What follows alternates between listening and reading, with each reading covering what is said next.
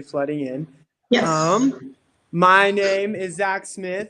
I am the executive director for Dance Marathon, and thank you so much for coming to our first hosted lecture series event.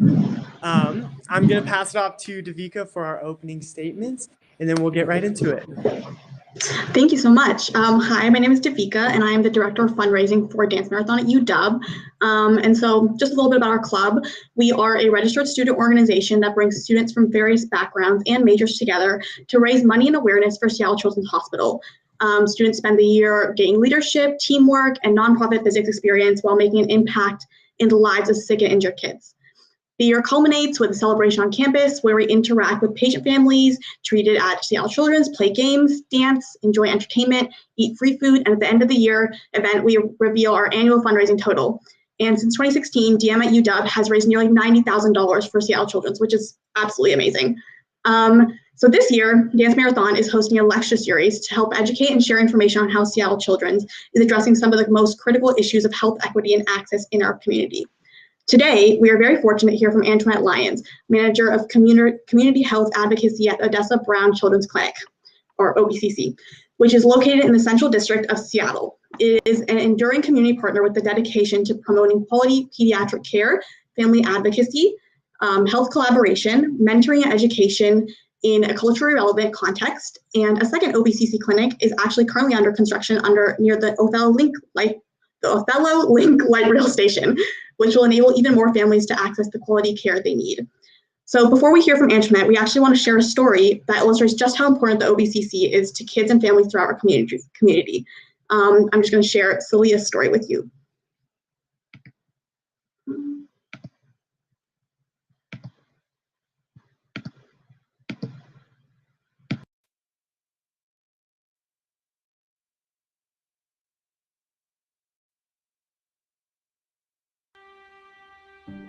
The day that Celia was born was the best day of my life. It was just that pure joy of that love, just knowing that I was a father. It was just beyond everything that I can imagine and more.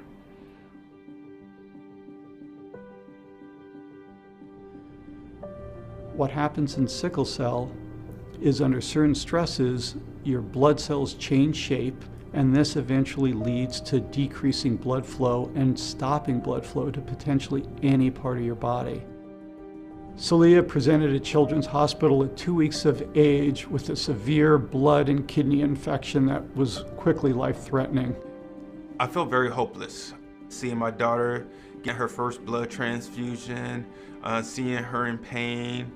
Celia has had many complications when it comes to her sickle cell. She has had multiple ICU admissions for a severe pulmonary complication called acute chest syndrome, where her blood actually sickles in her lungs, which makes it so it's very difficult for her to breathe.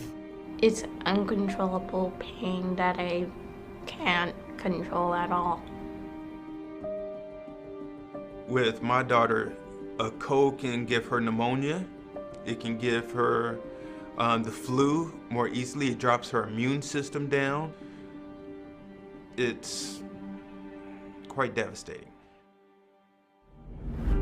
Despite that, Celia never loses her spirit. She's someone that you come in, she's got a big mask on, attached to all these machines, and you ask how she's doing, and she gives you a big smile and gives a big thumbs up that is just heartwarming. Celia's had a really hard time medically, but it's because of places like Odessa Brown Children's Clinic and because of her loving family that she's done so well. We've been taking Celia to Odessa Brown her entire life. You don't have to worry as much. You can just say, I have the best providers, I have the best medicine, I have the best knowledge. I know they are doctors, but inside I know that they are really good people and they're like friends and family to us. One of the wonderful things about Odessa Brown Children's Clinic for Celia is she has access in one place to multiple services, from sickle cell to mental health to nutrition. When you have a child that has a chronic situation, it gets very, very expensive. Uncompensated care to my family is everything. All you can do is just smile at your child and say, we got this. Philanthropy matters to Odessa Brown Children's Clinic, not only for uncompensated care, but also for expansion. That's the only way we'll be able to meet the growing needs of our community and be able to serve our community deeper. Celia and her family are inspirational. They have been through so much, but they pull together as a family and their spirit is high. She never stops. I just love her brightness, her energy.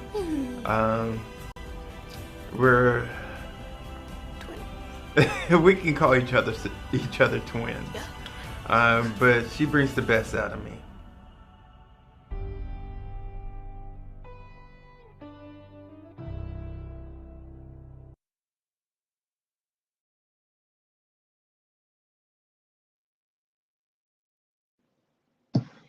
So that was Celia's story. And now we are excited to hear from Antwanette, and there will be time for Q&A afterwards. So if you have any questions during her remarks, please make sure to put them in the chat. To you, Antwanette. Well, thank you all so much for having me, and hello, everyone. When I received the invitation for this event, I was so excited and immediately queued up my homecoming video and began brushing up on all of my choreography. Then I read the entirety of the email and realized that this was an invitation to speak. So I turned off homecoming and swallowed my disappointment and thought, well, it's 2020. So here I am speaking to you all today, but I'm very grateful for the opportunity. I want to acknowledge that this is the 50th anniversary of the Odessa Brown Children's Clinic. And this is what would have been our namesake, Miss Odessa Brown's 100th birthday party this year. So lots to celebrate with Odessa Brown. So next slide, please. Okay, so the clinic model itself serves as one of Seattle Children's Hospital's earliest investment in community health. We provide medical, dental, mental health, and wraparound services for our most vulnerable populations. Outside our walls, we provide services in 6 schools and in an early learning center for families who are experiencing homelessness. Currently, about 51% of our families we serve are African American, 20% of our families are Spanish speaking, 15% of our families identify as East African. And we also serve about 10% of the county's foster care population. More than 70% of the kids we see in our clinic are on Medicaid. They have been moved out of the area due to gentrification in our community and our surrounding area. As a result, we've watched our families begin to migrate far and wide, with a significant portion of our families moving to South Seattle and South King County. Despite the difficulties, though, for some of our families to get to us, many will bypass several other primary care practices to see us. Even if it means taking multiple buses to do so, transporting strollers, and often multiple children, they still come to us. And we see that as such an honor and a privilege. Families tell us they continue to come because of the trusting relationships they have established with clinical and non-clinical staff.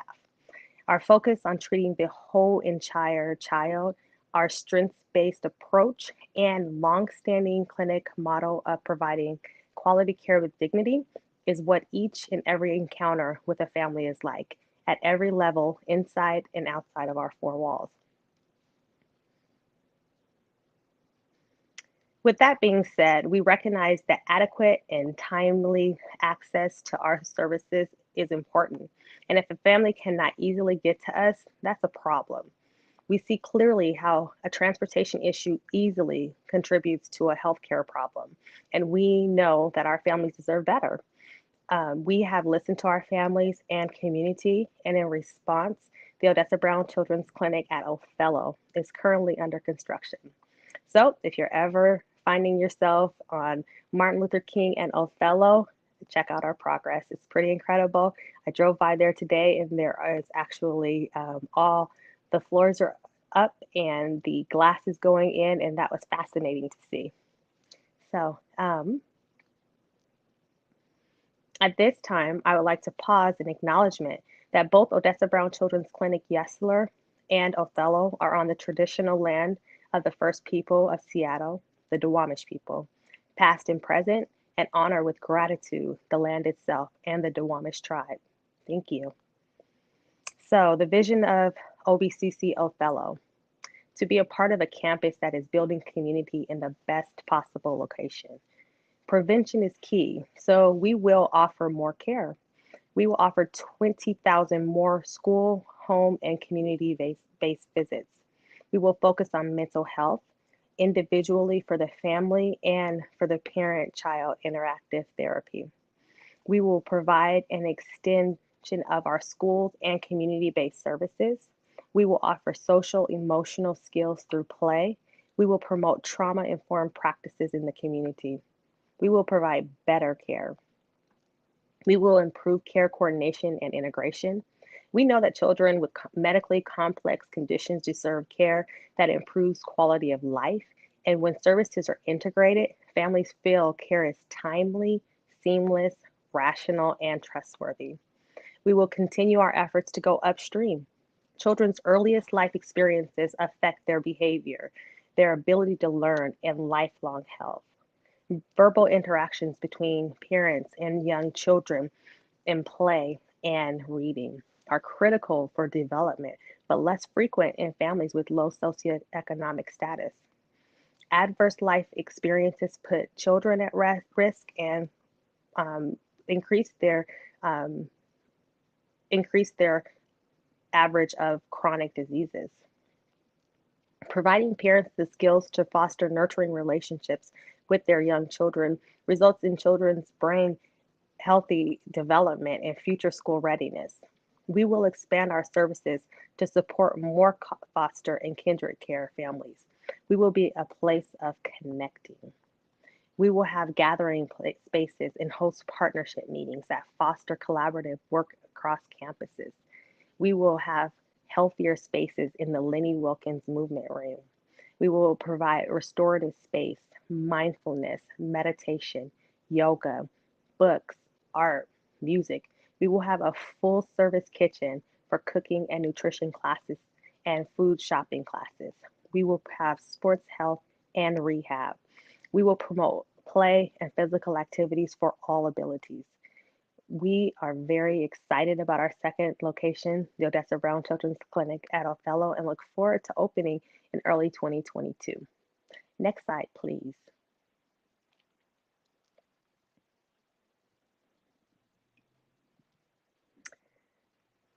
So we have been rallying for our families since early COVID.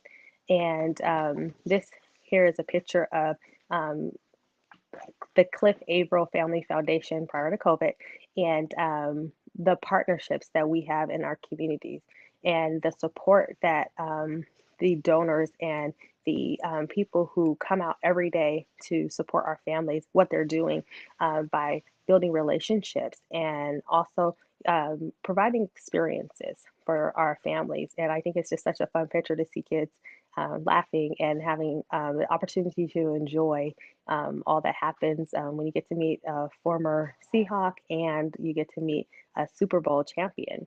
And so something fun to share. But as a trusted community asset, OBCC responded quickly to support our staff, our patients, and families when the COVID-19 pandemic began.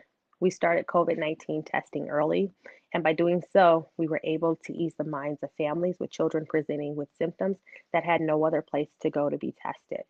We opened well child clinics on Saturdays to ensure that patients received appropriate newborn screens and immunizations on schedule.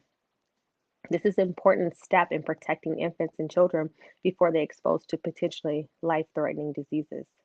While other dental practices closed down completely, OBCC remained open for dental emergencies.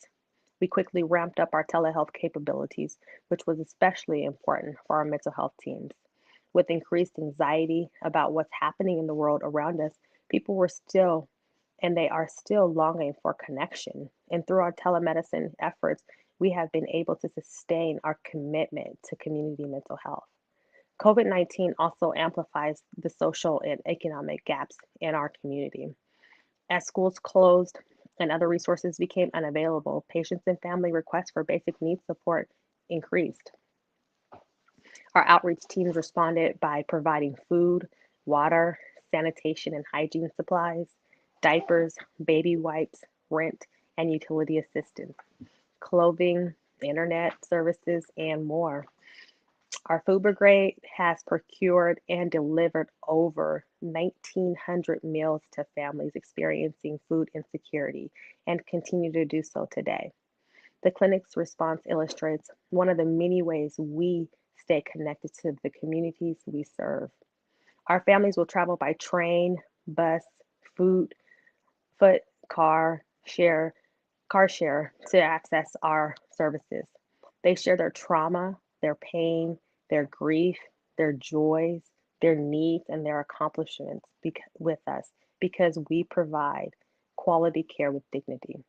It is more than a word in a mission statement. It is demonstrated at each visit during each encounter. We're grateful for the support of philanthropy because we know we wouldn't be able to do this work without your support. So thank you all so much for being a part of the work that the Odessa Brown Children's Clinic provides.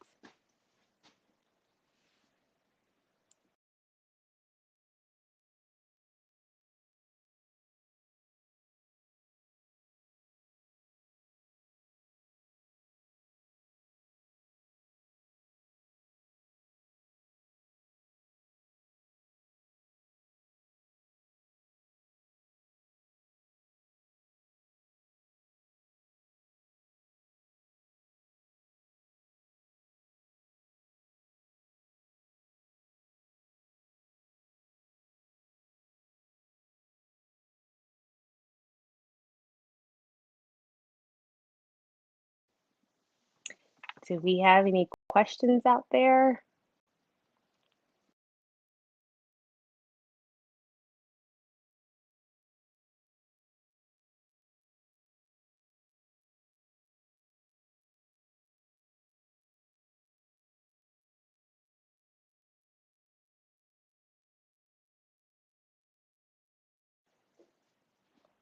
Looks like we're having some technical difficulties, but we've got a lot of smart people working it out for us right now.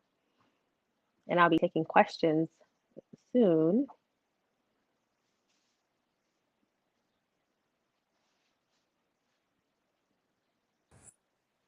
Sorry. Real quick, did you say okay, that was the end was that the end of the presentation? Okay. Yeah. Sorry, I got confused for a second. Yes. Well, actually, I thought that it was going to be my time to show you my routine that I've been working on, but I guess it's still not that time. Yeah. No, yeah, definitely. 100%. I can bring it back up. I'm sure no one wants to actually see it. Okay.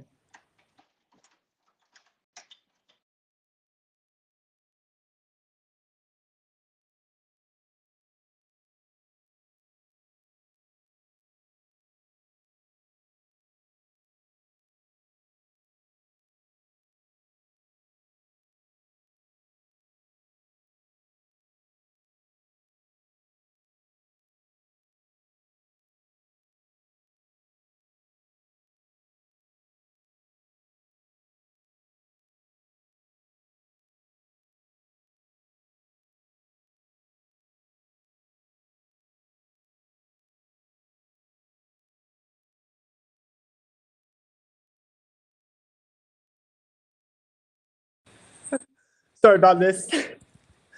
Okay, let me bring Davika back as well. Hi. Okay. Thank you for presenting, Antwanette. You did a great job. Thank you so much. Thank you. Sorry about that last bit. Got confused for a second. Okay. But it looks like we are having some questions come in. Yes. I'll do the first one, then you can go to Davika. We can go. So Peyton asks, what does your role with Obcc entail? So I actually feel like I probably have one of the best jobs at Odessa Brown because I actually enable an incredible team of people to be able to go out every single day and reach the needs of our families where they're at. I manage a group of community care coordinators, and they are based in the schools and they are based in the clinic. And what they do is they meet with our families, and our families will, or our providers will say that this family is in need of something, and I get to actually go out and make sure that we can provide that need. And it's so gratifying to know that I play a part in that every single day. And so we have a question that is asked of us. Do you have are you fulfilled at work? And every single day I can say I'm fulfilled at work, and it's because I'm able to help support our families in ways that are very meaningful.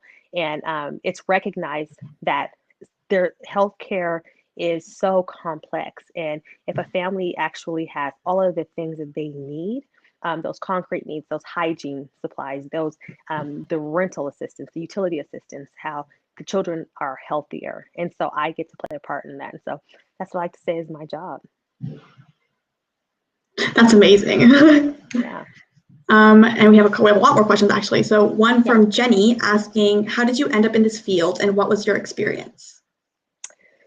Well, oddly enough, my background is actually in finance, and I was in finance for many years, and I saw a job, and it was a community-based job, and I said, well, how can we integrate experience and expertise in finance into the community work?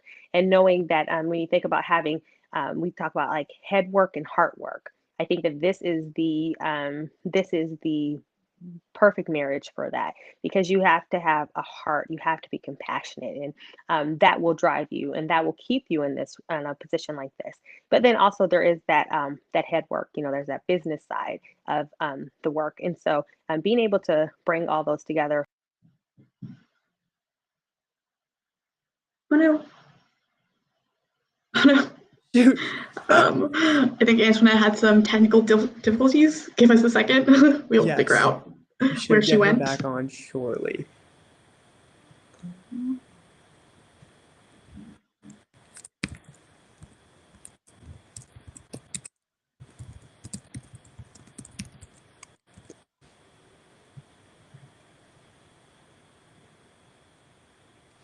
Any other questions, please make sure in the chat. You can put it on the chat in Facebook or YouTube. They're both live. But just make sure you put it in. As soon as Antwanette's back, we will ask her your questions. Yes, we will be continuing to answer these questions for sure. You can put up some fun. Oh, we're back. Here we go. Oh, there we go. Can you hear me? Yes. Yes. We lost you for a second. Okay. Sorry about Was there that. more to your answer? You're good. Yeah. No, just the head and the heart work. It comes together so well, and we're able to implement that in all of the work that we're doing. I actually have a follow-up question to that. So do you feel like your background in finance has been helping you with like figuring out how to like maneuver around this job? Absolutely, because the way I think about it is the head work, right? That business sense of being able to say, hey, we have all of these needs. Well, there is a business case for these needs, and to be able to present that heart work in a business sense that people, in the executive leadership, like they will understand how we can explain that we know that if we're thinking of is working this upstream, then we know that we really need to address needs like utility assistance and rental assistance and all of those what we consider concrete needs, getting babies diapers and stuff. Because when you think about, I can kind of compare it to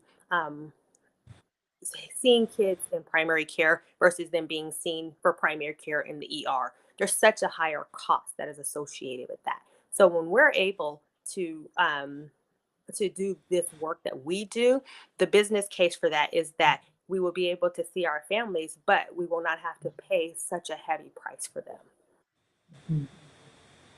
Wow. Okay. We have another question. This comes from Angel. What are some significant factors that contribute to disparities found among health outcomes? How would we be able to manage these factors to limit such disparities in the future? Angel, that is a wonderful question. Geez. The health disparities, I mean, what we could just talk about one, like right now, like just thinking about COVID, right? As a health disparity, because we know that it is. We know that it affects people of color at uh,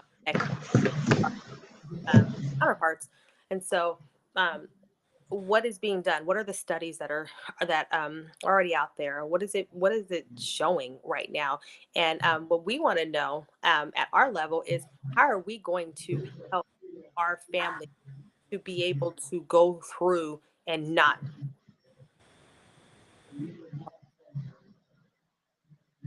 how are we going to be able to help our families go through and not have those adverse experiences with systems? And we know that so many things factor in.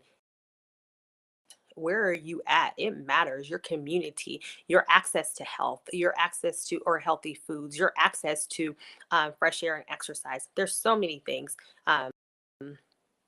There's many things that are affecting these things with these health disparities.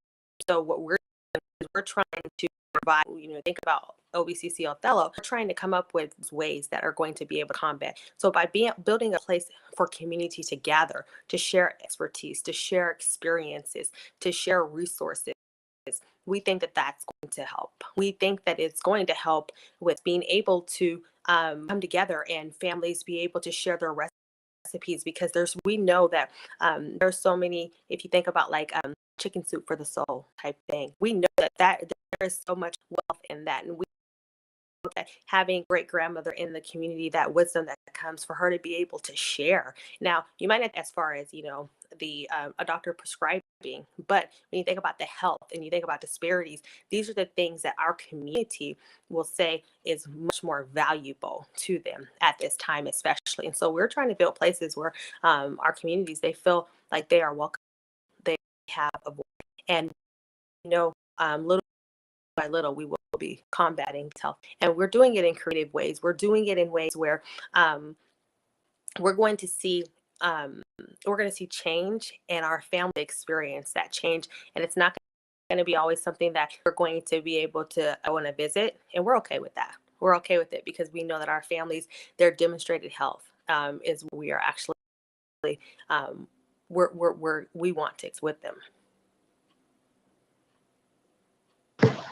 That's great. So actually a follow-up question to that Aaron sent in is, how do the rates of COVID-19 infections for communities of color in Seattle compare to other urban cities?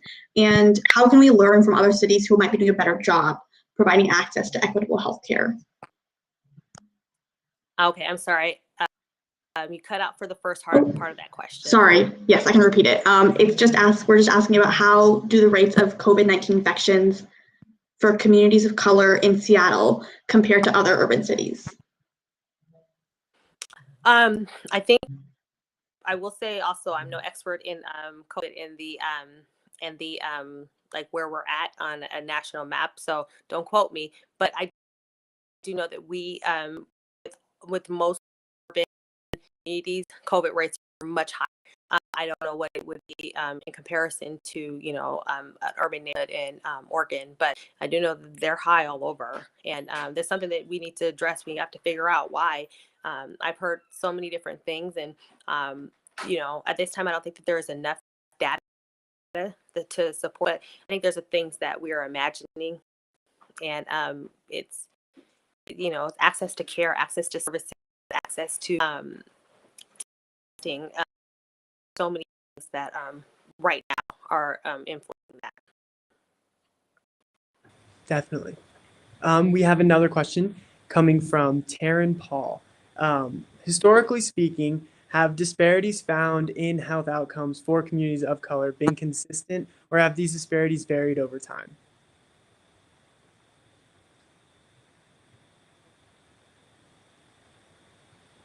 I think they've always been very consistent. There's always been, disparities in the health outcome of communities. I think in our history, I think that it's been there's been more around it. I think that what we're experiencing is it's much more.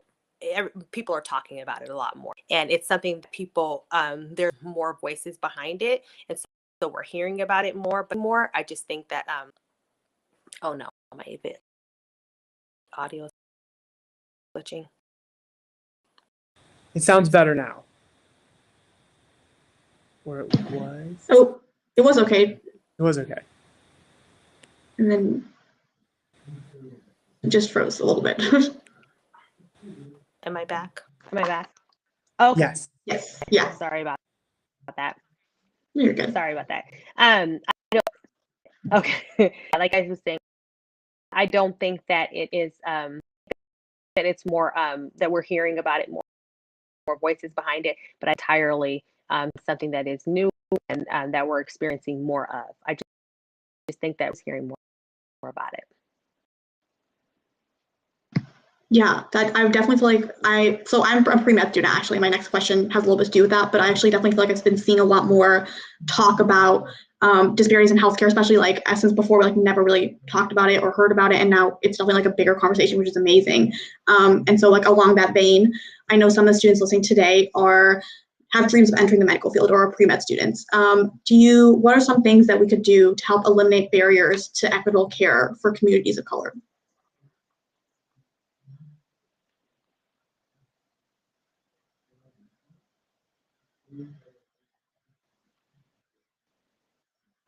Uh-oh. Oh. Did I freeze? Right oh. Can you hear us? Can you hear me? Oh. Might have some technical difficulties. Okay, we should be back on shortly.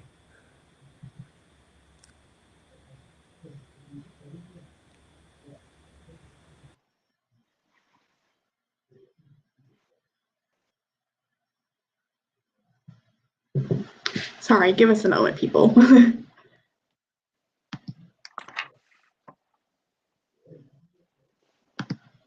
I can hear you.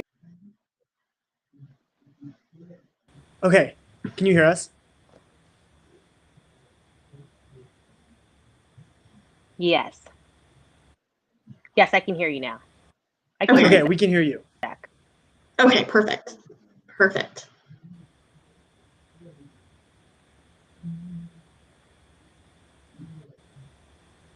So there was a question.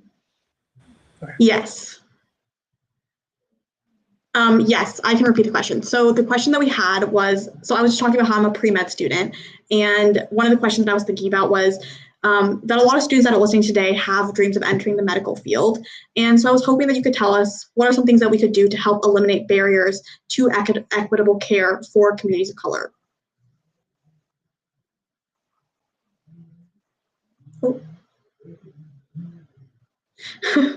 Maybe glitched out again. Well, that's a good question. Maybe you should ask the next question. Oh, I think one thing you can do is be a part of a community. Get to, oh, oh no.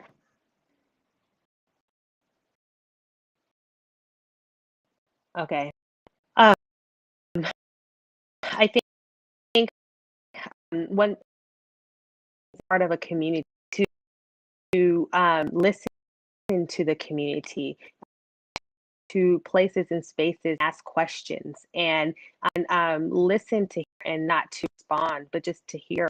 Listening to we will learn a lot from them, and I know that a lot of our providers will tell you that they learn a lot from our patients and our families, and we would really like to allow them to lead. And so being able to be compassionate and being able to actually listen a family's needs, and that I think that is what's next generation of amazing providers.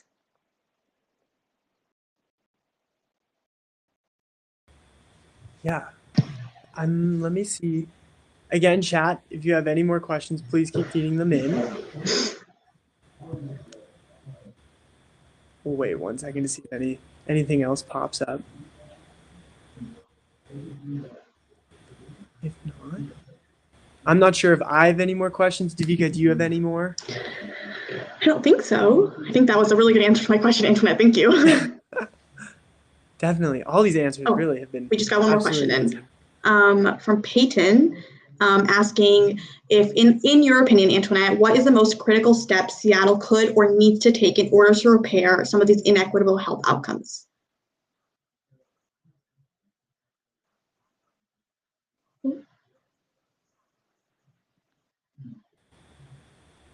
Can you hear us?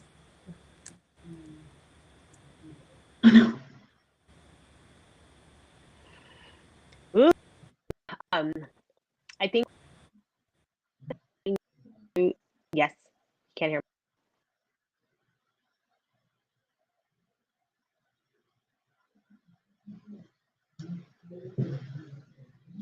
Okay. I think that what we can do is, again, it's listening. We need to listen to the community. We need to listen to hear from the community, and we need to I think that we need grow, allow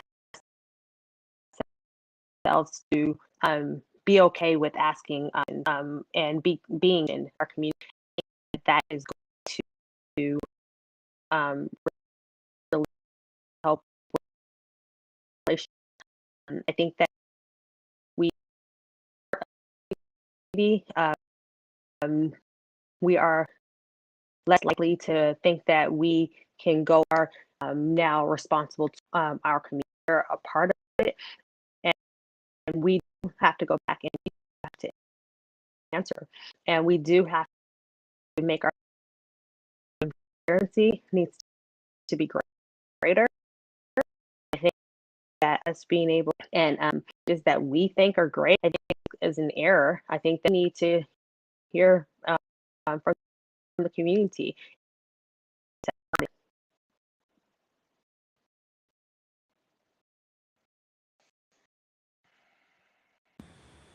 I'm not sure if you can hear us.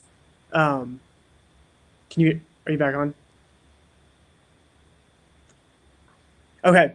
I think we're gonna finish up the Q&A for now. Thank you so much, Antoinette, for answering all these questions. It's been so informative and extremely relevant in today's climate and everything going on. And obviously, especially in the virtual environment, there can be like a lot of issues. So no worries about that at all. But again, thank you so much.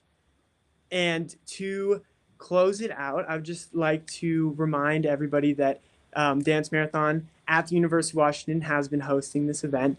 And again, we are a registered student organization that brings students from various backgrounds and majors together to raise money and awareness for Seattle Children's Hospital.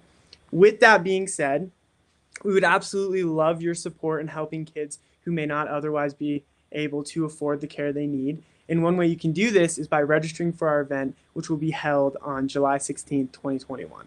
By registering, you will be able to create your own personal fundraising page.